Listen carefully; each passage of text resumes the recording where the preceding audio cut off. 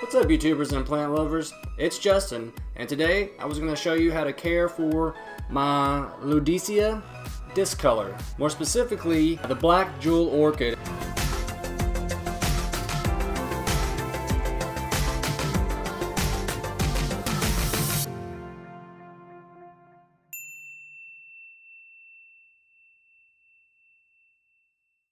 Forget everything you think you know about orchids. This orchid is totally different. Where other orchids rely predominantly on their beautiful showy flowers that often smell good, this one relies more on its foliage.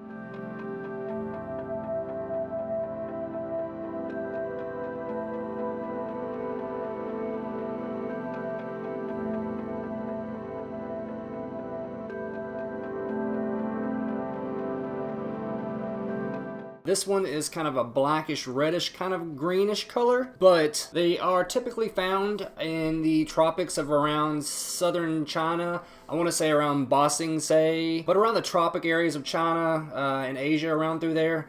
So it does like kind of warm, humid temperatures. Typically, when they're found in the forest, they're often found on the ground, below the canopy, pretty much as low to the ground as you can find them. And that's really why they have this kind of velvety, kind of reddish and greenish tint to the leaves, because they're so low to the ground that they don't get much light that comes through there at all. But what little bit of light they do get, their leaves are set up in a way that when the light passes through with the red underside, it helps it absorb as much light as it actually needs. So they are kind of similar in some respects to like an African violet or even a begonia. Because they're often found on the ground, so they don't need a whole lot in the way of humid temperatures or hotness or anything like that. But they are from around the tropics, so they do like it a little bit warm, and they do love their humidity.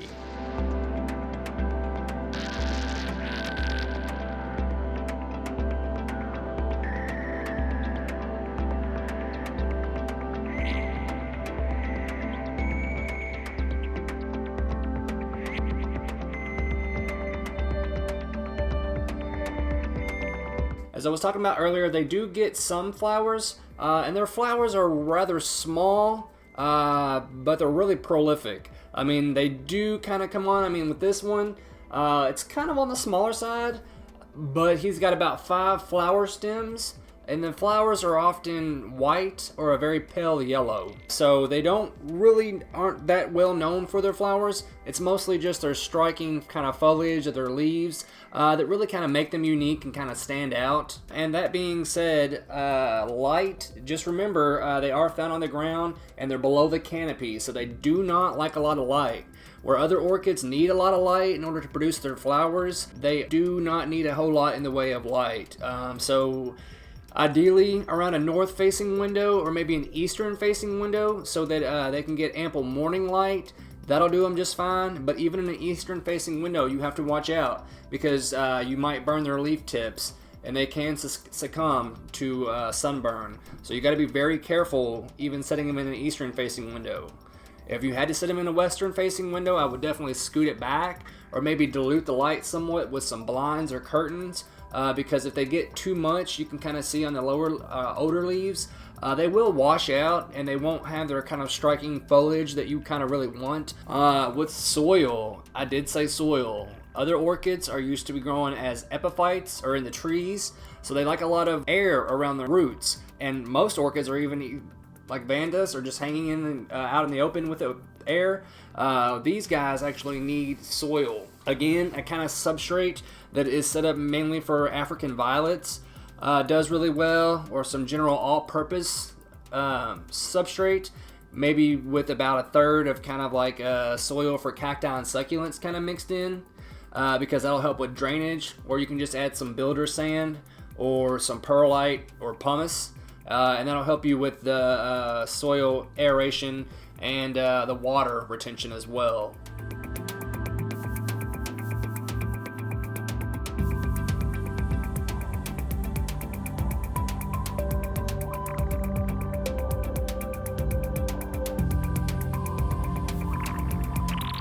Water, like I said, they do love their humidity. And with this guy, I only let the top surface of the soil dry out between waterings. They like a lot of water, but they don't need to sit in water either. They don't like to be standing in water all day.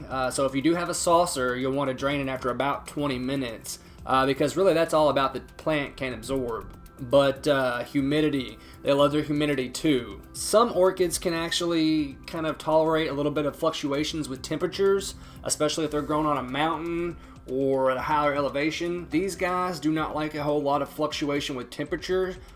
So ideally, if you're comfortable, they're comfortable, but they do kind of like it a little bit on the warmer side. So just be mindful of that, especially if you're in the wintertime and you have it sitting close to a window. Make sure it's a double pane or at least scooted back because they will not survive frost at all.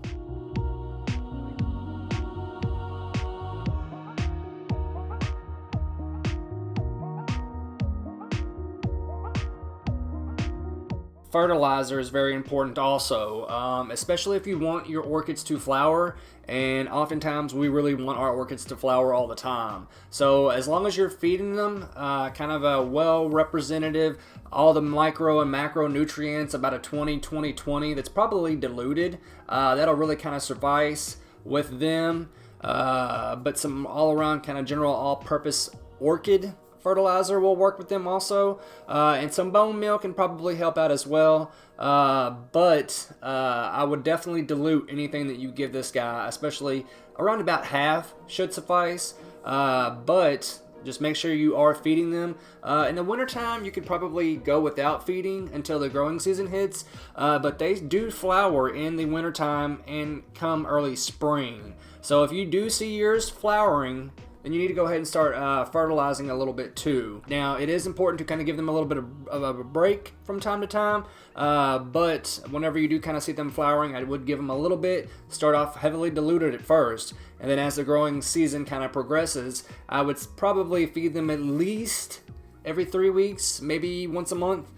Just kind of get a feel for your orchid, and it'll tell you, again with the watering also, just make sure that you are fertilizing kind of a well-balanced fertilizer, and that typically does well with them.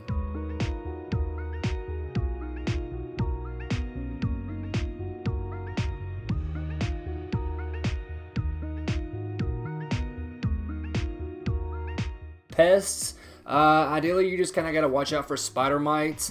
The soil, you can kind of draw aphids or anything like that in there, so just be mindful of that. Again, I've got my gnatniks already added in here with this to make sure I don't have any problems with any kind of aphids or any other soil dwellers. But spider mites can give you a problem too. So whenever you get it, you might just kind of want to wash them off to make sure that you don't see any kind of filaments. And that shouldn't really just to be about it. Now, if you do kind of see a bunch of spider mites on there, you can kind of fight it off with some neem oil or some isopropyl alcohol, rubbing alcohol. Just apply it to a washcloth and kind of go all over it as best you can. Top and bottom of the leaves and around the stems. But ideally, I would throw them in the bathtub and wash it off with the hose or the garden hose out back. And that should take care of any kind of other pests that you might have a problem with also.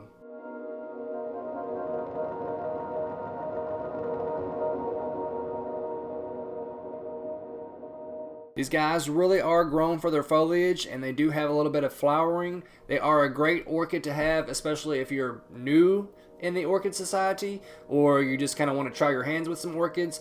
This guy is easygoing. Like I said, as long as you have low levels of light, a little bit of humidity kind of on the medium side, maybe around 35 to 40% would suffice. Fertilize about monthly, somewhere along there, and they have just kind of average temperatures. They're right at home.